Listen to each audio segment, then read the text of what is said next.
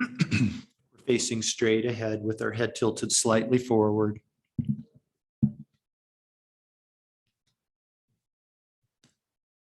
Please go ahead and softly close your eyes.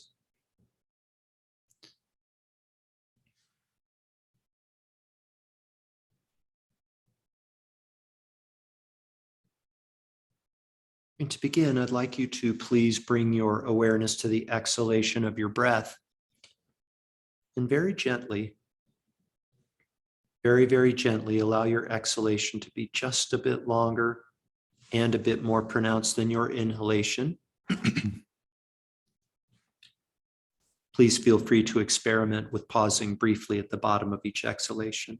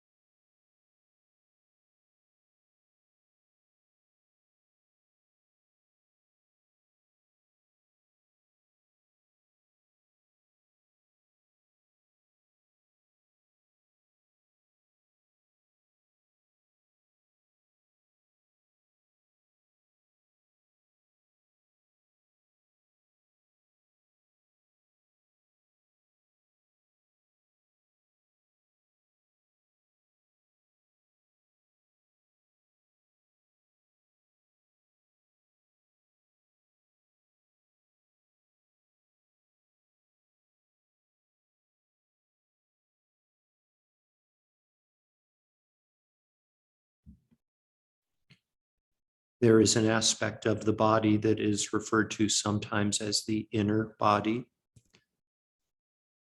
Some schools of meditation refer to it as the subtle body. And by coming into contact with your inner body, you can make manifest an even more supple, tranquil, non-conceptual state of awareness.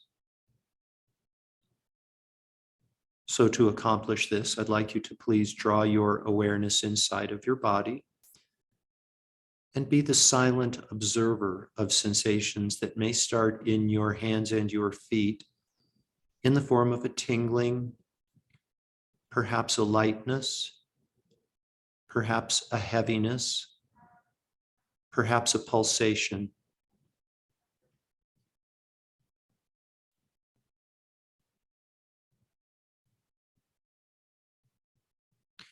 No analysis is necessary. There's nothing to figure out. Just be the silent observer of these sensations.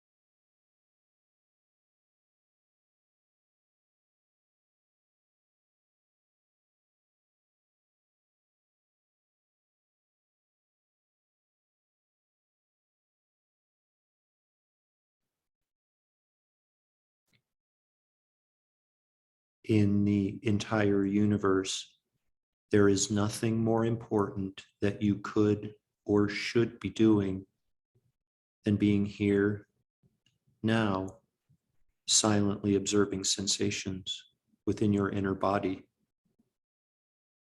Please gently turn yourself over to this practice completely.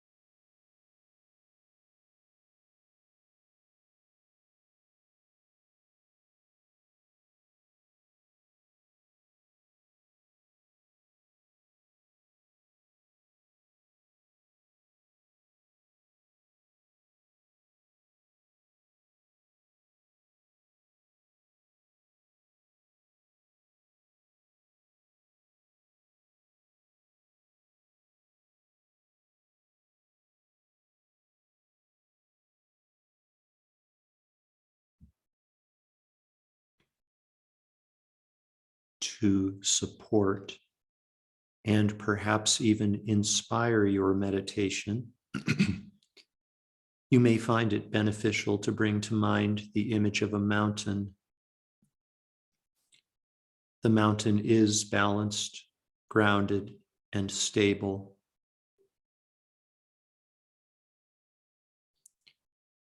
If the mountain has consciousness, you can know that all it does, day after day, year after year, is observe silently.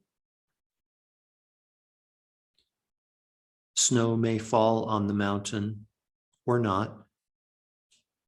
The wind may blow, the sun may shine, Shadows may appear on the surface of the mountain, created by clouds floating overhead. The mountain simply observes silently. No praise, no blame, no planning, no speculation.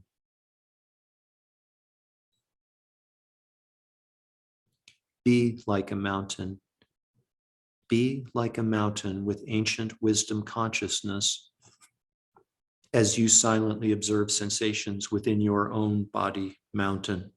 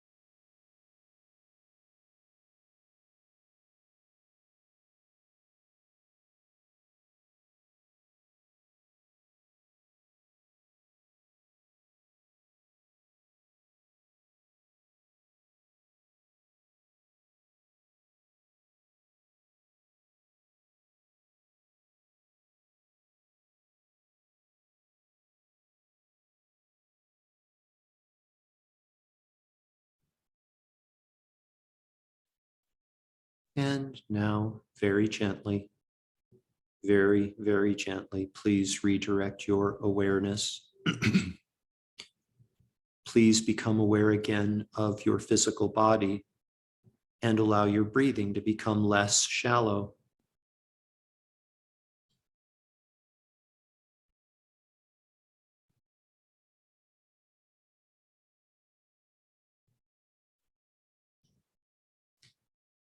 Taking deeper and deeper breaths, become aware again of the garments of clothing resting on the surface of your body.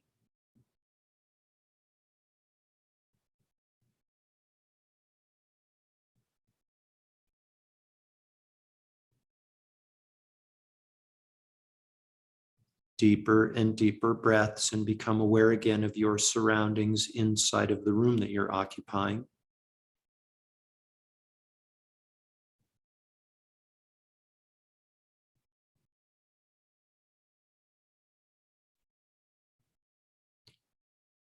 Allow your awareness to extend outside of the room that you're occupying.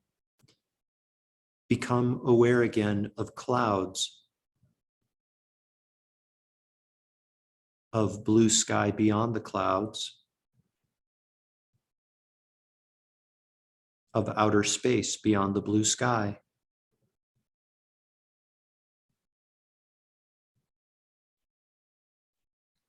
We dedicate all of the merit, all of the positive energy from this morning's meditation to world peace. May all beings without exception be completely free from all forms of mental and physical suffering.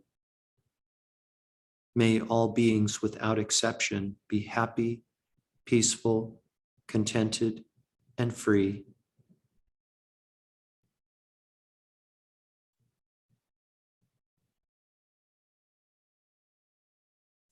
Completely fill up your belly and lungs with air, and when you're ready, you can open your eyes and bring your meditation to an end.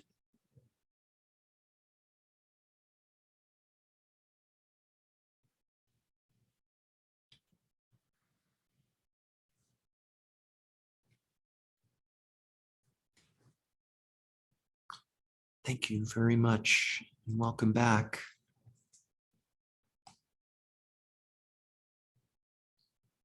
So with that meditation, I introduced, you might have noticed that I introduced the seventh and final component of our meditation practice. We've actually been doing it all along, but I introduced kind of what it's properly known as, and that is merit. Merit is kind of a word that almost defies definition within the context of meditation. But for now, just thinking of it as being positive energy is good enough. When we meditate through our intention and through our practice, through our aspiration to train our mind, create a more peaceful mind, benefiting both ourselves and those around us, contributing to the creation of a peaceful world, there's a lot of positive energy that is created through that practice, through that process. And by dedicating it, we're like planting seeds. We're like planting seeds and planting seeds for whatever positive outcome we want to create. Some of the dedications or the dedications of merit that I've made, dedicating our merit such that people will be free from suffering. All beings will be free from suffering, humans and non-humans. That all beings will be peaceful and contented and experience peace. One might think of it maybe as a prayer that is charged by the merit that we accumulate in our meditation practice. One might also think of it as karma. As karma, we're planting seeds. Karma, Sanskrit word which means action, referring to actions and their effects. We engage in an action of meditation. We generate positive energy. We generate merit. We dedicate that merit. We're putting the laws of actions and effects into motion. And eventually those seeds, those karmic seeds that we plant, will ripen in the form of an effect. In this case, freedom from suffering and peace and contentment and good health. And you can make your dedication whatever you want, whatever positive outcome you wish to see, you can dedicate for that purpose.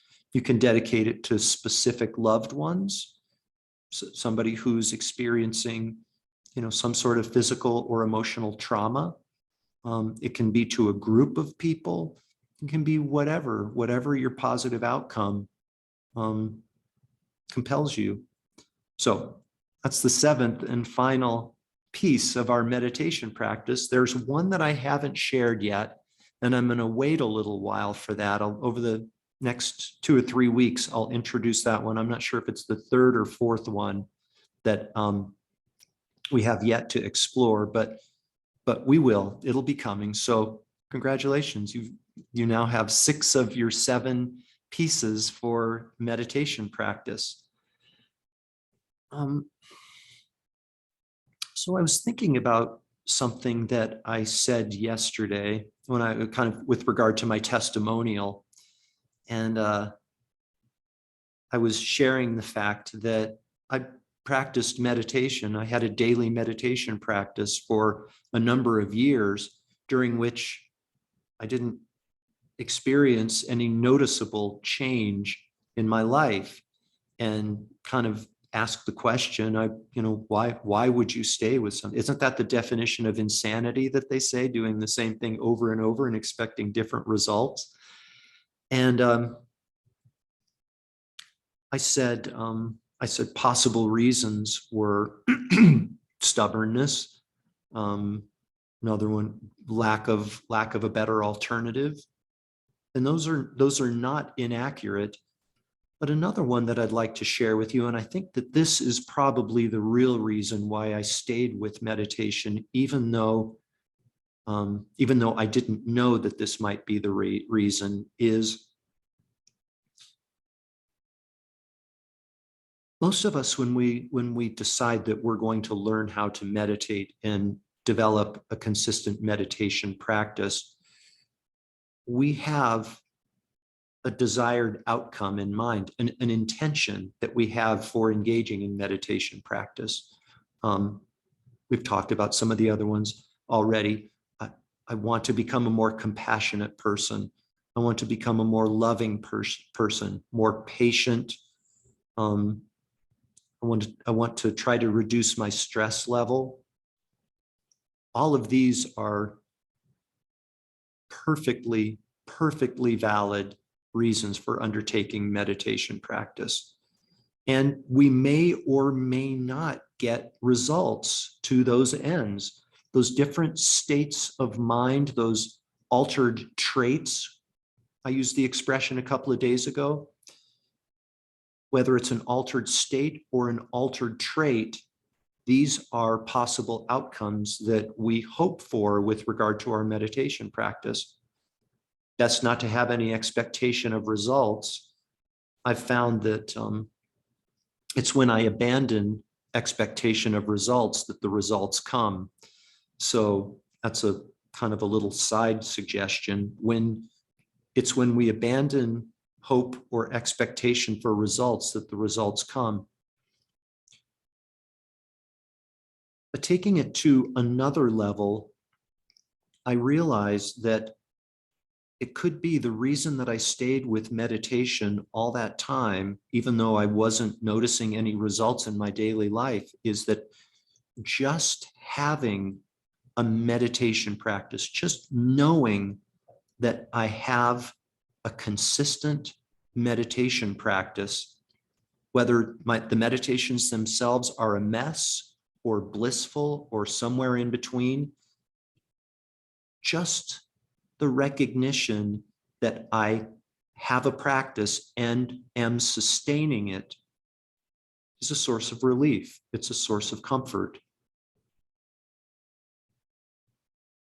Everything that we experience in our lives is a function of mind.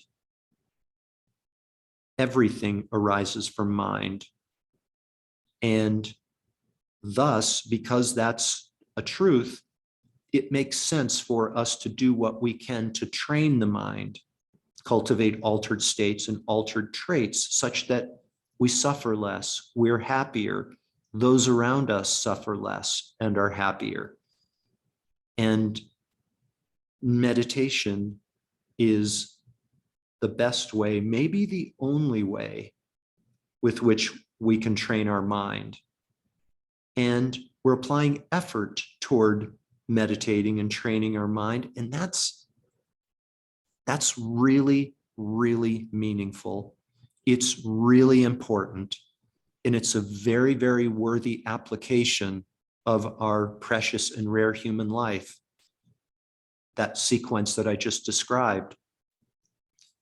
So I just invite you to kind of hold that and carry it with you as your meditation practice develops. It may be that you don't get results for a while. hopefully my sharing with you the difference between conceptual thought and non-conceptual awareness will keep you from spending several years of not getting results. But whatever it might be, however your meditation practice looks, just let that sustain you and let that support you and perhaps be a source of refuge for you. I have a meditation practice, and at some point it will bear fruit. Regardless of how each individual meditation session is going, you have a practice. There's a continuum of practice, and you have every reason to feel good about that and feel like it brings meaning to your life. Maybe that's why I stayed with it all those years, despite not experiencing any noticeable results. So this is the 5th and final day of our 1-week intensive, we might think about it, 5 consecutive days of getting together.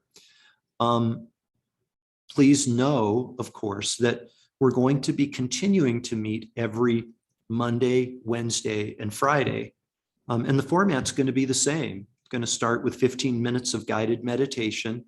And then I'm going to provide less and less guidance over the remainder of our 30 days together. And eventually we'll just be sitting together doing our own practice. We won't need any prompts or cues or guidance from me. I lovingly invite you to remember your meditation commitment. Even though we're not getting together in person, please meditate on your own for however number of minutes that you committed to meditate. And please also know, did I mention that our Monday, Wednesday, and Friday sessions, we'll have 15 minutes of practice and 15 minutes of a talk, 15-minute Dharma talk, just like we did. And through the talks, we'll go deeper. We'll explore some new territory and go deeper in some of the topics that we've already addressed. Please know that there are other resources available to you to support you in this 30-day period during which you're establishing your meditation practice. Other meditations at Lotus Center that I lead are, we have a Thursday evening meditation for everyone. You can attend that in person or via live stream. There is the video of the inner body meditation on Lotus Center's YouTube channel. Saturday mornings from 9 to 9:45, there's a Medicine Buddha meditation. That's a Buddhist meditation, and I try to make it very accessible. It's compassion-based and is about healing, both bringing about healing energy to both ourselves and our loved ones, those who are close to us. So lots of different options. We've also got, this is the second time that I've done this 30-day program, and the folks who participated in the program a year ago, we continue to maintain classes every Monday and Friday from 8:30 to 9. That's on an ongoing basis. You're welcome to participate in those. Maybe you have a scheduling conflict whereby you can sit at 8:30, but not 9:30. Feel free to sit in for those 8:30 classes if you'd like, or feel free to do both. Meditating twice in one day is allowed. So, and let me just also say, please use wisdom in deciding how much you want to meditate.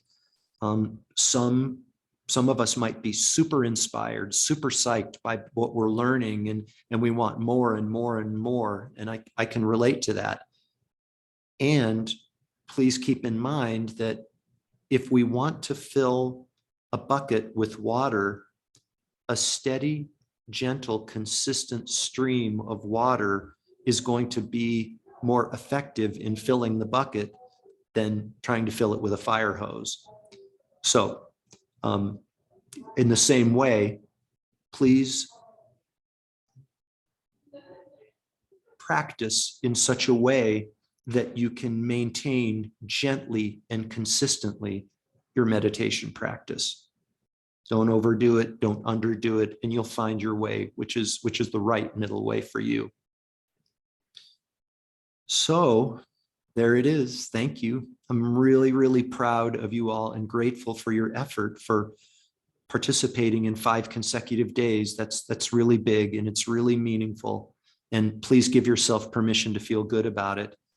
We'll convene again on Monday at 9:30 and every Monday, Wednesday, and Friday for however much time we have left, another 3 weeks and change, I think. Feel free to write me with questions or suggestions, and I guess we'll see each other when we see each other in subsequent classes and practices. So thank you again. Have a good day and a good weekend. Thank you. Yeah, you're welcome. Thank you, Jeff. Bye-bye. You're welcome.